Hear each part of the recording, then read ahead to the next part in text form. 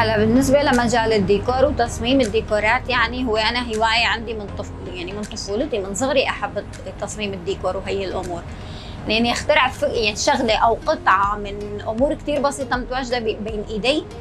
هذا الشيء أظني من وقت كان عمري يعني من السنين الأولانية يعني. فأكيد ما بلشت فيه، يعني كانت مجرد هواية، يعني ممكن أعمل لي شي قطعة للبيت وهيك. اما اني اشتغل فيه هذا المجال ابد ما اجى لبالي هذا الموضوع، ولا خطر لي اني بيوم من الايام ممكن اشتغل فيه كمهنه. كان اشتغل من شي 10 سنين يمكن بمشروع لذوي الاعاقه. كنا عم نشتغل بمجال الشمع. فهونيك بلشت فكره انه انا عم اعتمد على حالي، عم بزين شوي وهيك. وقت تشجيع وقتها اللي اخذتوه انه انا عم ابدع بهذا الموضوع، صار عندي رغبه انه انا يكون عندي شغل، يعني محل لهذا الموضوع، اني انا اشتغل وانتج شيء. فوقتها خطرت لنا الفكره، وفعلا بلشنا ندور على المحل، وهون بلشت الفكره. يعني لقينا المحل وبلشت، واكيد كان في صعوبات، ما راح اقول كل شيء، يعني الشغله اجت بسهوله، شغله ما اجت بسهوله، وعانينا كثير بالفتره الاولانيه. يعني العالم ما تعرفني، ومشروع جديد، محل جديد، مجال جديد حتى كان على المنطقه هون. لهلا يعتبر يعني تصميم الديكورات يمكن انا الوحيده، باعتقادي انا الوحيده يلي عم بشتغل بهذا المجال بالذات. فيعني كان شيء جديد على المنطقه، لهيك ما كان في هذا الاقبال عليه، وعلى يعني الطلب، يعني الطلبات محدده يعني. فكان اعتمد على حالي، اشتغل كم قطعه، اعرضهم بالمحل، ان انباعوا كان بها، ما انباعوا كمان احط ببالي انه انا يمكن ما ابيع حتى. هلا انا باعتبار وضعي نوعا ما ببداياتي كان كثير تعبان مع العلاج، صار في عندي فرصه اني اعتمد على حالي، اطلع اشتغل. اكيد يعني في عوائق، لسه وضعي ما عم يسمح لي اني اعتمد على حالي بكل شيء في بعض الامور. لهلا اعتمادي هو على اهلي، بس العلاج يعني اعطاني قدره اني اعتمد على حالي واشتغل.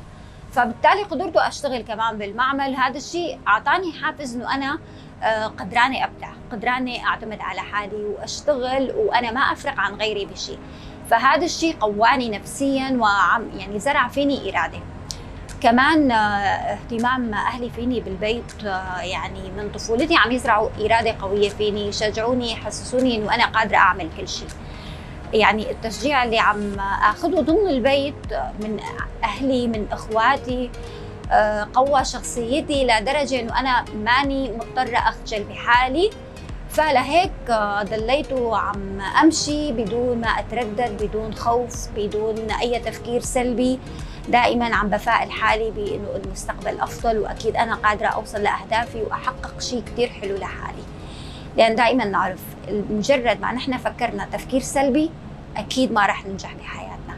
لهيك مهما كان الوضع، مهما كانت صحتنا تعبانه، مهما كان في عندنا نقص بجسدنا، اذا فكرنا بشكل ايجابي بحالنا وانه نحن قدرانين نصل، اكيد راح نصل.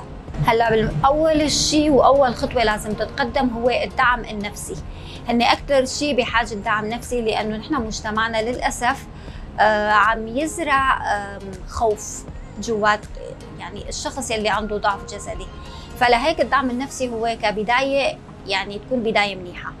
من بعدها رح يجي الدعم المادي، لانه كل شخص، يعني الشخص يلي ما يكون فيه شيء هو بحاجه شغل، فما بالكي الشخص يلي عنده اعاقه، فاكيد يكون بحاجه شغل ليصرف على حاله. ممكن يكون في عنده ادويه حتى هو مضطر ياخذن، فبده اكيد مصروف لهي الادويه.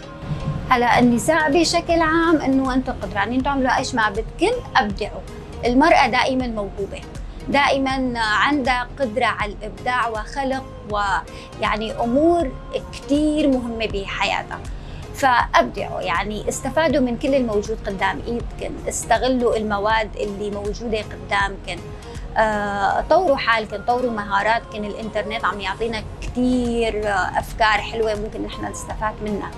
اما بالنسبه للمراه يلي عندها اعاقه، هي شوي بدها اراده اقوى. اكيد يعني رح تلاقي صعوبات من جسدها، يعني رح يوقف قدامها وقدام النجاح اللي هي بدها توصل له، لكن هذا ما بيمنع انه هي ما فيها تقدر، يعني ما أنا قادره وما رح تصل. فاكيد رح تحتاج لدعم اكثر، لاهتمام اكثر، بس يعني اذا وثقت بحالها، اشتغلت، تعلمت، عملت يلي هي تقدر تعمله، اكيد رح تصل لاي ما بدها.